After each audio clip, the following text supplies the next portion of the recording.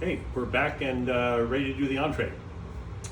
Chose this entree because it's kind of a one-pot meal, pretty much within everybody's wheelhouse, I'm assuming. So not too many steps, not too many stops and starts. So let's go through the ingredients real quickly. We already have the pan on, getting warm. Remember, always try to do something while you're doing something, or have something going while you're doing something else.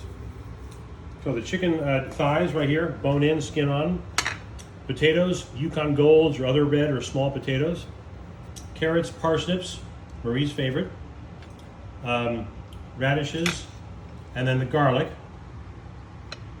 Fresh herbs, lemon to finish, salt and pepper. And I think on the recipe I do say liberally, and I do mean liberally. Don't be afraid or bashful of the seasoning. It seems like a lot. You're probably just going, oh my God, I can't believe it. But nevertheless, go for it. Fresh cracked black pepper if you have it, like we did with the crostini.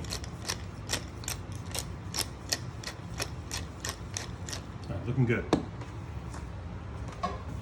We want to get this pan relatively hot. So you can see that oil kind of shimmering. It's almost like thinned out a little bit. That oil is ready to go.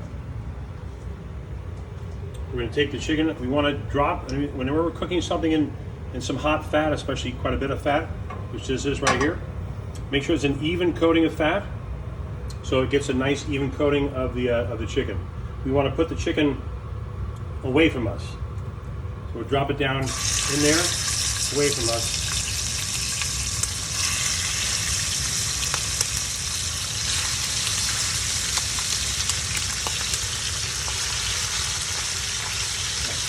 And then, like I said in the recipe, you wash my hands.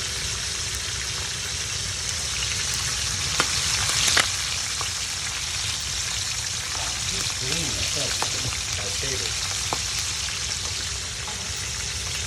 We are not going to touch this chicken. We will continue to season though on this side, but we are not going to touch it. We're not going to aggravate it, fold, spindle, or mutilate.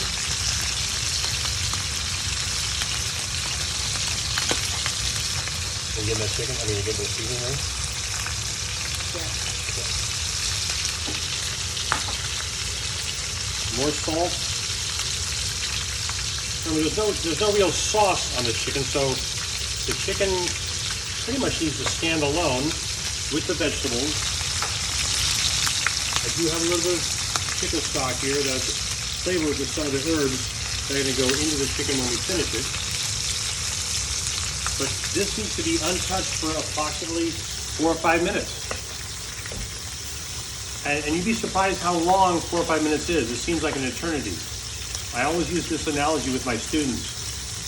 When somebody says how long on that chicken or how much longer on table 5, and the person cooking the food says 1 minute, I say, make sure you're right. Make sure you're not exaggerating, or make sure you're not underappreciating the fact that it's going to be a minute. Maybe it's going to be 2 minutes, 3 minutes. 1 minute when you're sitting staring off into space or staring off into somebody else is like an eternity.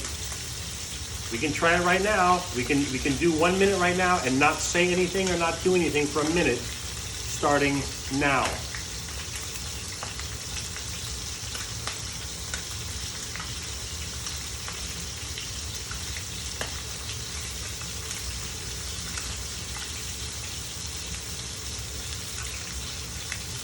Forget it, I'm already uncomfortable. So imagine the customer being told it will be just 1 more minute, and they're sitting there by themselves, and it actually ends up being 2 or 3 minutes. Anyway, regardless. Looking good. We want a really, really nice color on this chicken. Okay, why don't we break away, and we'll come back when we think actually the chicken has been cooked to a golden brown color. Okay? We'll come back.